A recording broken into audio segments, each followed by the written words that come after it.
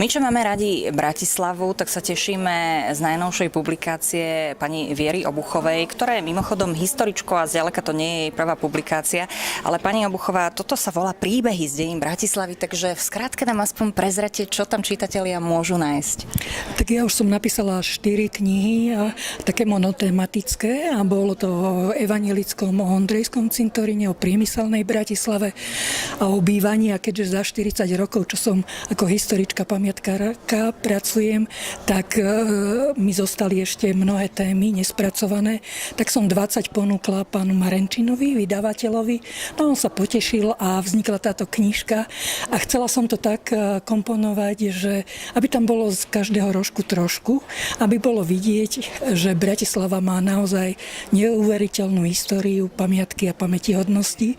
Preto tam sú aj staré mapy, aj o kláštoroch, potom je tam o Carltone, o Kalvárii, o kúpeloch Gresling, ale je tam aj spomenutá Hajduková ulica, dynamitka jej kolónie, potom napríklad je tam príbeh fotografa Františka Jánošku, ktorý za prvej svetovej vojny sa dokonca dostal až na Sibír a vrátil sa síce veľmi vychudnutý, nikto ho už nespoznal, ale potom ešte žil až do roku 1947 a jeho jeden príbuzný mi vlastne dal jeho materiál o ňom, aj dokonca fotografie, ktoré urobil tam v tom lágri na tom Sibíri. Takže veľmi zaujímavé veci.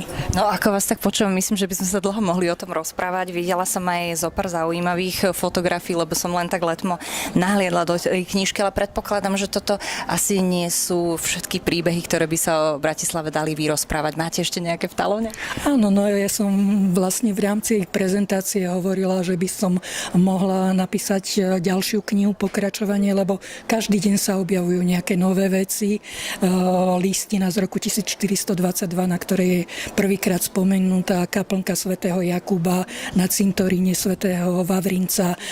To je pred starou tržnicou, ako je. Tam je vlastne, sú fragmenty, takže pri príležitosti Dňa otvorených dverí jedine vtedy je tam vstup. Takže napríklad takáto zaujímavá listina je, o ktorej by sa dalo hovoriť. No, bolo by množstvo ešte ďalších príbehov. No, keď to skrátime, tak ak sa chcete dozvedieť o Bratislave očami historičky pani Viery Obuchovej, o príbehoch, ktoré možno inak by sme ani neobjavili, pretože vy určite máte prístup na miesta, kde bežný smrteľník nie, tak je tu nových 20 príbehov o Bratislave. Ďakujem pekne za rozhovor. Ďakujem.